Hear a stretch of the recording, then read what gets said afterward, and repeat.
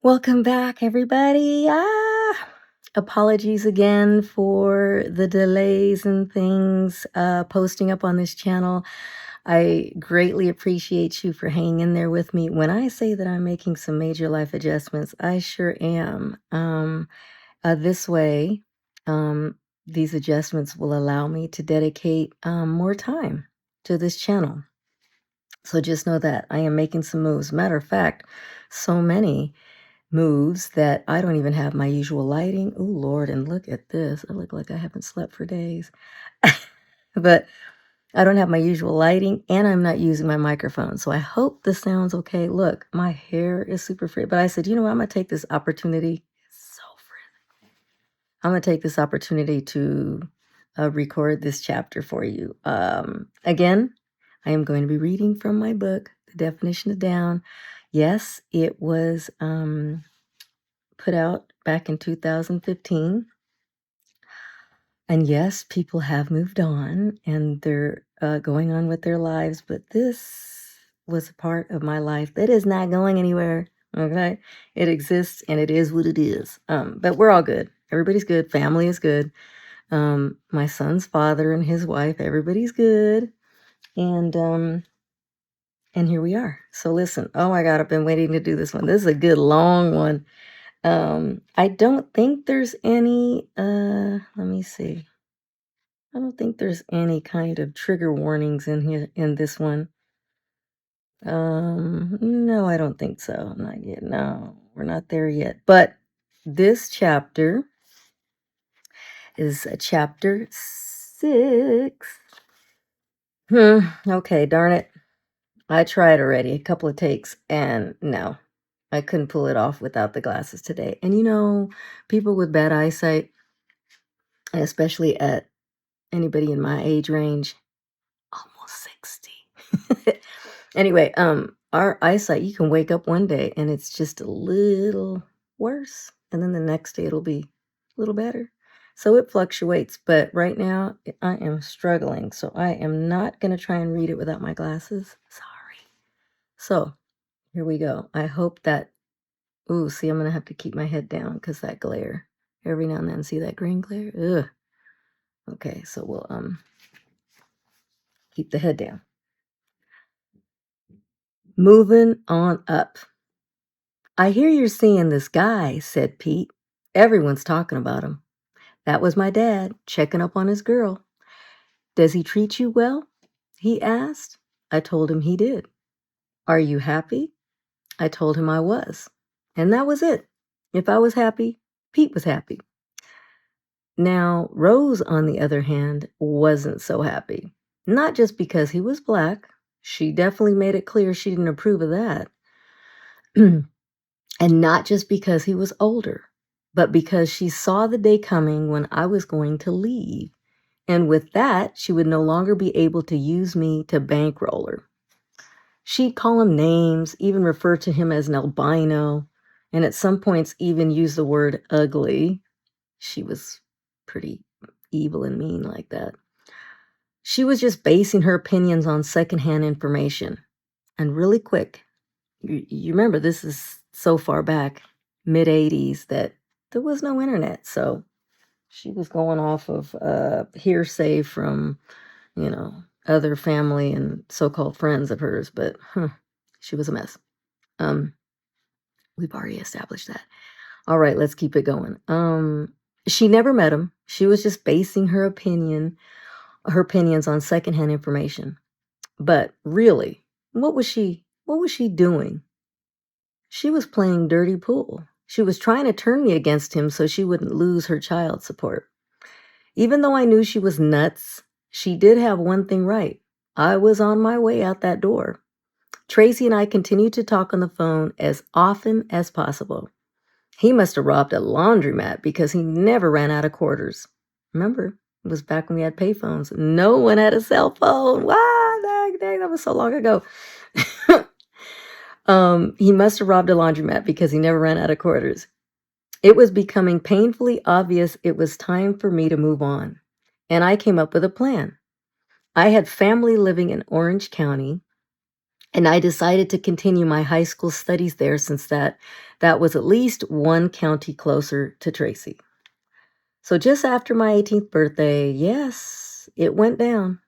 It went down in a Comfort Inn in Anaheim. Ooh, little blushing here. In room 12, with Tracy cruising down to the OC in a borrowed car. Although I'm not much to kiss and tell, I will say this. A little blushing here. No, I will say this. If that vanity mirror could talk. So funny reading it now. If that vanity mirror could talk, it would be blushing right about now, that's for sure. Shoot, I thought I knew what time it was, but that definitely was teenage stuff compared to what Tracy exposed me to. I realized, oh, this is what people are talking about. Having a man older than me had its certain advantages. You have to figure, the romance had been building for months now.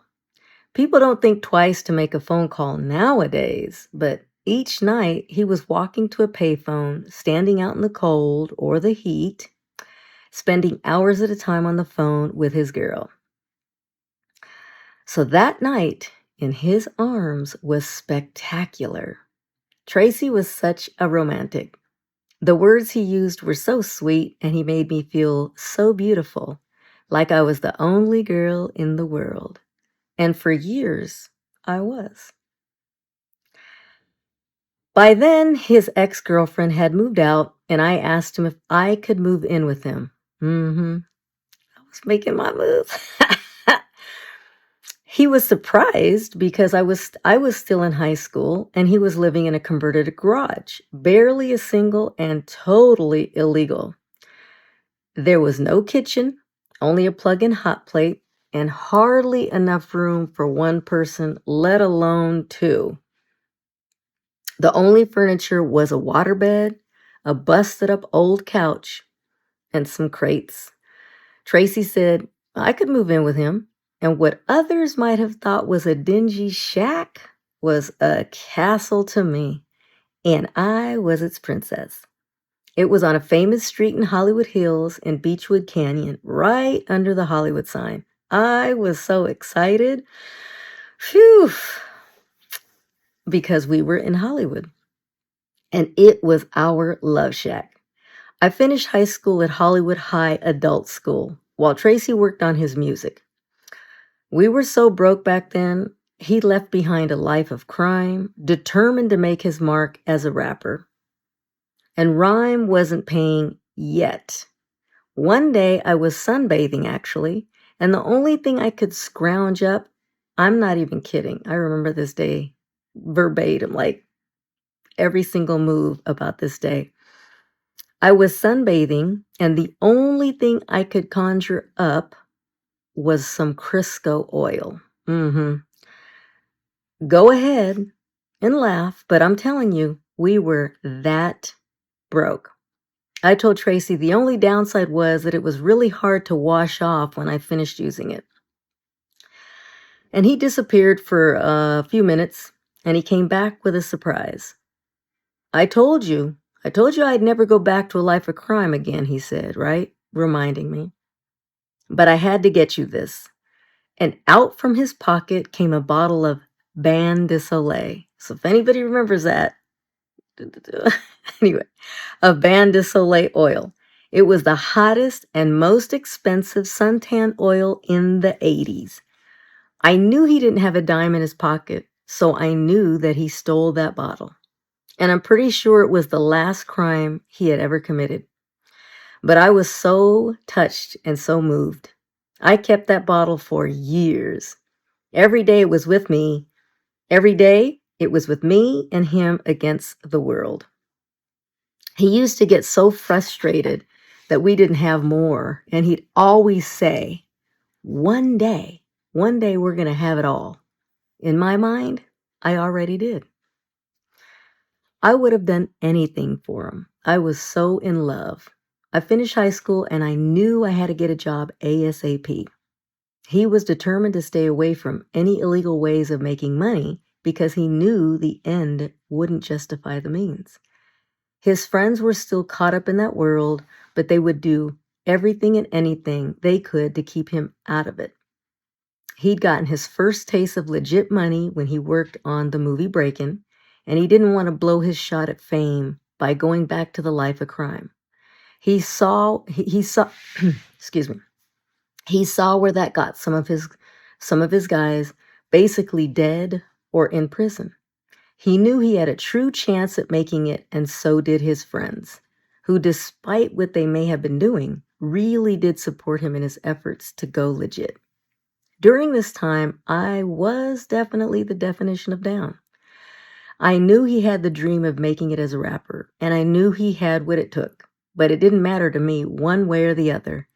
I was so happy just being by his side. I had no problem being the one to support us financially. He'd work on his beats during the day while I went off to work. I'd gotten lucky because I met a woman at a graffiti exhibit who owned a popular restaurant in Santa Monica called Charmers. It was called Charmers French Market for anybody that was in LA back in those days. She introduced herself to us at the art show by telling me just how much she loved my look. And she asked me, would I be interested in a job? Tracy and I both looked at each other and said, yep, she'll take it. That's exactly what I needed. I was wearing a zebra print jumpsuit and white thigh-high fake leather boots with 5-inch heels and sporting a two-tone faux mohawk with my hair. No lie. Oh my gosh, it was so crazy. She told me I'd make a perfect hostess for her restaurant. We were shocked. Oof, we needed that money, and since I'd never worked before, ever, I had never had a job before that. I had no idea how to go out and get one. This one was literally handed to me. And that's like one of the first stories where I just can't even explain stuff. Again, in the cards, very fortunate, very blessed. This is incredible. So there's like more happened before that, of course, where it amazes me. But this is like the beginning of like some things that were just like, what? This is wild. Yeah, they just we needed the money so bad. And again, like I said, I never worked. And this one was just handed to me. I asked her, well, what are the requirements? And she said, just be yourself. She said the restaurant was being remodeled and it wouldn't open for another couple of months. But she immediately made her boyfriend hire me to work at his art gallery in the meantime. Here we go again. I went home that night knowing I had a job come Monday morning. I couldn't believe it. We both felt it was the beginning of things going our way. That Monday, I became the receptionist for a gallery on Melrose Avenue, a very trendy hotspot in Hollywood. I opened the place in the morning and did whatever needed to be done. Everything was going great until I started letting the homies come in. Among them was Fab Five Freddy, who was doing art for that particular gallery. He'd asked to use the phone, and I didn't feel, that I couldn't. Of course I let him, but unknown to me, he was calling New York and would gab for hours. I walked into the office one morning and there he was, feet on the owner's desk, yakking away. And when I went and when I went to close up at night, he'd still be on that phone, yapping away. No one had cell phones back in that day, and even I took the opportunity to call my grandmother back on Riverside periodically. Once that bill showed up about a month later, ooh boy, phew, I was in for a big surprise, and so was the owner. The owner, won't say his name, that man and his girlfriend, or wife at the time. Once that bill showed up about a month later, I and the owner were in for a big surprise. He flipped out, and that was the end of my art gallery days. Till this day, Fat Five Freddy and I laugh about it, and he always takes the blame for getting me fired. The timing was perfect, though, for my firing because Charmers, the restaurant, was just about to reopen, and I made my debut as a hostess. It was awesome. It was the spot for Hollywood's old money crowd. Johnny Carson was actually a regular, and he loved Chalmers because no one made a fuss over him. He was treated like just another guest. Even though my heart would skip a beat every time I seated him, Chalmers was just like it sounds, a charming French-themed marketplace with a restaurant that turned into a clubby-type atmosphere at night with music and a DJ. Even though I was taking 3 buses to get there from Hollywood and 3 back home late at night, I loved supporting Tracy's dream. He was working on his music full time at this point, and my paycheck helped us scrape by. One night, actually, I was coming home late, and as I was getting ready to transfer buses, a desperate guy came out of nowhere and tried to snatch my purse. People on the bus started yelling at the thief, who got spooked and ran off, but without my bag. Oof. The incident bothered Tracy, and he decided I was no longer taking buses to work. We'd scraped together enough cash to get his old Porsche at the time running. It was the one that he had wrecked before we met, and we had just enough to get the car on the streets. But boy, was it totally illegal to run that vehicle. First off, I didn't even have a driver's license. Secondly, he'd chopped the top off, so it didn't even have a roof. They were planning on making it convertible, but never quite made it the full transformation on that car. So it didn't even have a roof. It had a fake, covering at the back. I got pictures of all that too. And instead of headlights, it actually had 2 huge gaping holes. No lights at all. Not lights that just didn't work. They were just empty. They were missing. It didn't even have any heat or a radio, not even interior paneling. I know it sounds crazy. It was all primer gray, and it looked like I'd stolen it from a chop shop or something. But it was my ride. One night, I was driving home from the restaurant, and it was raining, and I mean, it started to pour outside. I promised Tracy I wouldn't take it on the freeway, and I was shivering down a surface street on my way to Beechwood Canyon in Hollywood, where we lived. On the side of the road, I saw 2 police officers getting ready to make an arrest. I mean, they literally had these guys turned around, handcuffed and everything. Everyone, even the criminals, turned around, and I could see their jaws drop, but I was stuck at a light, including the would-be criminals. Everyone was looking at me. The cops immediately came after me instead. I pulled over, and one of them said to me, "Are you serious? Where do I even start? There were so many violations here." And then he said, "Okay, let's see your license and registration." Oops. No kidding. He looked at my sorry ass and just shook his head and told me, "You know what? Just go home." There was so much wrong shit, he didn't even want to deal with it. I made it to Beechwood that night. No kidding. Oh, this story is still man. I made it to Beechwood that night, and Tracy decided it was definitely a sign that I needed a job that was closer to home. And I got one. Tracy had his manager fake me a resume with a stellar recommendation as a secretarial ace. Again, I had never worked before that Charmer's job or the gallery job. So can you imagine that? It was totally put together, this resume. With a stellar recommendation as a secretarial ace. And I got hired. I got hired to work as a head receptionist for a real estate company. On my first day, the woman who hired me took me into her office and said, "You know, I know that resume was bogus." I didn't breathe. Then she said, "But I like you, kid. Welcome." So there I was, a junior exec, jumping on the number 1 bus to my downtown job, so happy as can be. Tracy may have been legit, grinding his way on his beats all day, but he still had plenty of hustle. I came home from work one night and he had that look in his eye. And that told me he was up to something. He had a big, huge grin on his face and he said, "Baby, I got a plan for some easy money tonight." I was so tired, but he knew I'd do anything for him. And we surely did need some cash. He said, "You still got that purple leatherette type thong?" And I said, "You know this." He said, "Well, Egyptian Lover is having a dance contest for the I Need a Freak, which is one of his songs.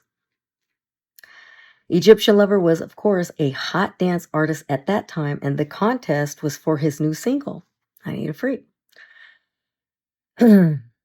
Tracy was convinced I could easily make it to the top 5, and he had devised a scheme that would take me to number 1. So, Junior Exec here morphed into an exotic dancer for that night. Just like Tracy said, oh, I sure made it to the top 5 with my dance moves. But when it came down to the final dance, I got up there, peeled off my miniskirt to reveal that purple leatherette with the black lace and silver studs. No kidding. And the crowd went wild. We celebrated all the way home in our janky-ass Porsche, $1,000 richer, and a bouquet of roses in my hand. Grinning from ear to ear, Tracy said, "I told you." So did we take that cash and go to Rodeo Drive? No. Did we go to the Ivy and pay for an overpriced meal? No. The very next morning, we got up extra early and bought chairs. We'd never had any chairs at our love shack, just some milk crates covered with some towels. He had a poster of the Blown Away Man, the famous ad for Hitachi Maxwell, where a guy is sitting in a leather chair. He's getting blown away by the speakers, right? It was a pretty famous picture. You can still look it up. Where a guy sitting in a leather chair gets blown away by his speakers. Tracy loved those, and this is the name of the real chairs, Le Corbusier chairs. We took our cash and headed straight for East Hollywood, where we got the best pair of fake Le Corbusier chairs that money could buy. And on that day, I witnessed the birth of Antoine. Tracy doesn't know it. Well, at the time, he didn't. He didn't know who Antoine is because I never told him. He found out eventually. But that's our secret alias for his designer alter ego. And that day was the first time he ever had enough cash to entertain his inner interior designer. But later on, when the real money started rolling in, oh ho ho ho, Antoine moved in and took over. It's kind of an inside joke. Little by little, bit by bit, we were starting to do better. I continued to work downtown and support him, and with the help of his friends, we even had a little savings. One of our favorite free pastimes was to walk down to Hollywood Boulevard on a Saturday afternoon and window shop. Hand in hand, we'd be checking out all the funky stores like Playmates, a women's clothing boutique that specialized in lingerie and exotic, erotic clothing. We'd grab a slice of pizza and split it, or on a better night, we'd even get the rib plate at Chicken Delight. We became fixtures on the boulevard, and we made friends with a lot of the shop owners. I still have the first pair of shoes he ever bought me on one of those outings. They're black leather stiletto pumps with a pointed toe, 4-inch heels.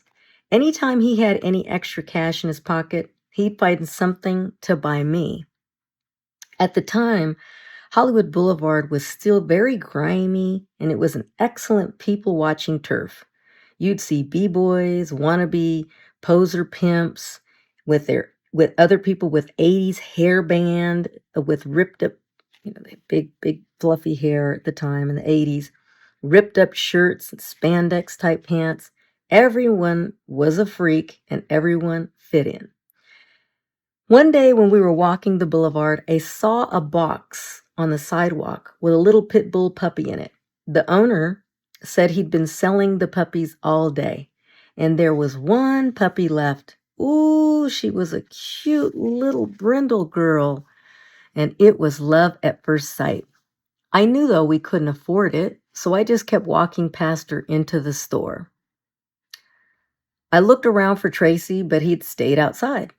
After a few minutes, I went back outside and saw that guy, and the box with the pit bull had left. I looked around for Tracy and saw that in his hands was that little brindle girl. He said, "Dee, I've got a surprise for you." He handed me the puppy and said, "Meet Felony." Oh man, I loved that little girl so much. That was our first baby.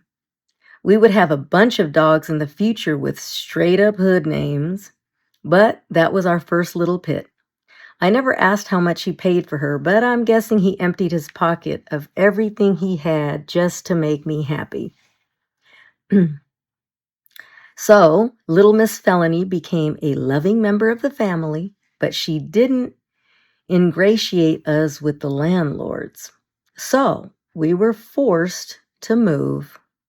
We were forced to move out of our little love shack. We made a lateral move to another tiny apartment at Hollywood Boulevard and Franklin Avenue. But this one had a kitchen. Well, not really a kitchen. It had a sink and a stove, but no oven. Still, it was an improvement. The good thing was it took dogs. The bad thing was it was thrashed.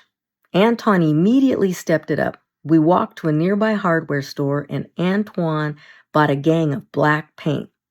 We spent our first night there painting everything black, walls, ceiling. We spent our first night painting that entire thing.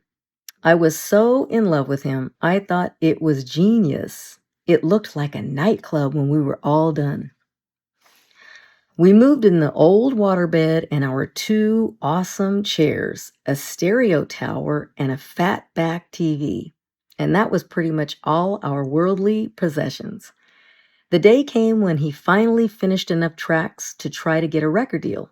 But as hard as he tried to shop it in LA, no one was buying. Execs would look at him like, "Rap? Really?" They weren't getting it. Even though wherever you looked, hip-hop culture was exploding. And he even released his own singles on independent labels.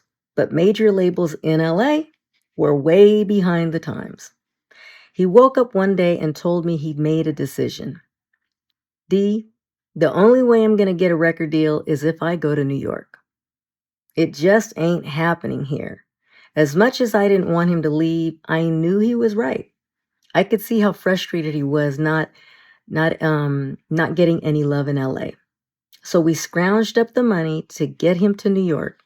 It was 1986 and the East Coast had already given us such artists as Grandmaster Flash, Melly Mel and the Furious Five, Run DMC, Beastie Boys, Africa Bambaataa, Salt and Pepper, Houdini.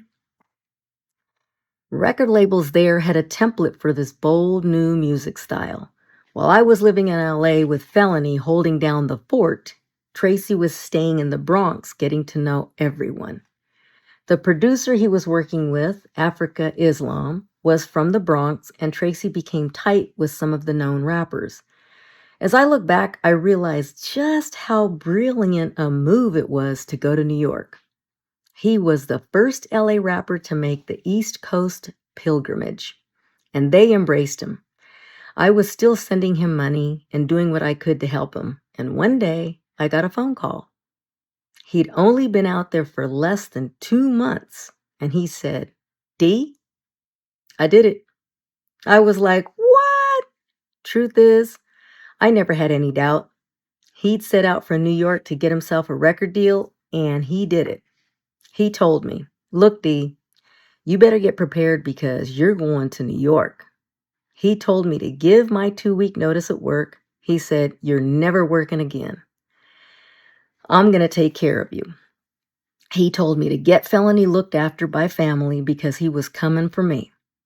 We still didn't have any money, and people at work told me I was crazy. They'd say, girl, you know that rap thing is just a fad, right? And they'd look at me with pity. They'd say, um, that it was a fad. And they look at me with pity. On my last day of work, Tracy called me and told me he had a surprise for me. At 5 o'clock sharp, I heard a horn. We all scrambled to the window at my job to see what was going on. And there was Tracy, 6 floors down, in a bright red BMW 740, waving through the sunroof with a big old smile. I ran down 6 flights of stairs, hopped into that car, and never looked back. We flew straight to New York. It was right around Christmas, and it was freezing cold. Mind you, this is my first time going to the East Coast. I had no proper clothes, and we were staying in the Bronx. And he kept reassuring me that the bigger check was coming. The place where we were staying had a communal bathroom down a hall where a machete hung by the side of the toilet in case any unwanted visitors scampered your way. Remember, this is the Bronx. In 1986. Sure enough, 4 days later, that check showed up and we moved into the baller suite at the top floor of the Marriott Hotel, smack dab in Times Square. We had officially arrived. Tracy wanted to take me shopping right away. I have a photo of myself before he took me into that Gucci store. And after I came out, in the before pictures, I'm wearing the tiniest little jacket and Reeboks with no socks, and you can literally see my goosebumps. After I came out, I'm wearing Gucci riding boots with a matching tote handbag. He bought me a leather and fur jacket that took the chill away. I wasn't even into designer clothes or spending a lot of money on luxury items, and I'm still not. But it made him so happy to take care of his girl, and that's what he wanted to do. We must have spent an entire week as conspicuous consumers going to the Village for leather clothing and then to Canal Street for custom jewelry. I got a name ring, which I still have. I got a name ring that said Darlene. One of the key pieces from that week was a gold pendant that Tracy wore for years. We both actually wore that gold gun pendant that Tracy had for years. We both wore it on that famous album cover, Power. I've never been materialistic, truth. It's just not in my nature. Even later on when Tracy was raking in the big bucks, you'd be able to find me at the Slauson Swap Meet somewhere, South Central somewhere, not even Rodeo Drive in Beverly Hills. That was Tracy's thing. He showered me with high-end jewelry and clothes and was proud that he was able to provide for me the way he'd always wanted to. For him, it was all about the game, and that's why I wasn't surprised that he could go to New York and within months come back with a record deal and enough to buy his first BMW with cash. He earned it, legitly. He was a natural-born hustler, a force of nature. When he put his mind on something, you best believe it was going to get handled. That entire time in New York, we were like two kids on Christmas morning. Only a few months before, we were trying to plot how we were going to eat. Now we were ordering room service with shrimps the size of my fist. Tracy could get his ultimate favorite delivered to his door, Eggs Benedict. Yes, we were George and Wheezy. We were moving on up. And this chapter has some great pictures to it. That's chapter 6. I'm going to have to transfer these pictures. Where's it at? Oh my gosh, that looks so great. There's a lot of pictures in this one. Oh my gosh. 2 collages and some single pictures. I will have those pop up. And wow. Oh my God, there's that picture of me. I was freezing. Anyway, oh, my first trip to New York will never, ever, ever, ever forget that. Actually, wait, was it my first trip on a plane? No, I rode a plane up North California with my family, but that was really, oh my God, might have been my second time on a plane. Oh, it was so exciting. Anyway, chapter 6, moving on up. I will get those pictures transferred. Oh, this is exciting. Look at all these. Anyway, whew, that's chapter 6, you guys.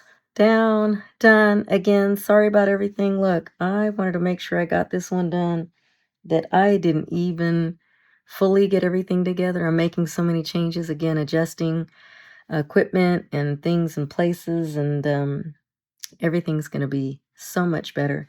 Um, I'm excited, guys. Halfway through the book. Let's go. All right. Thanks again, you guys. Till the next one. Peace.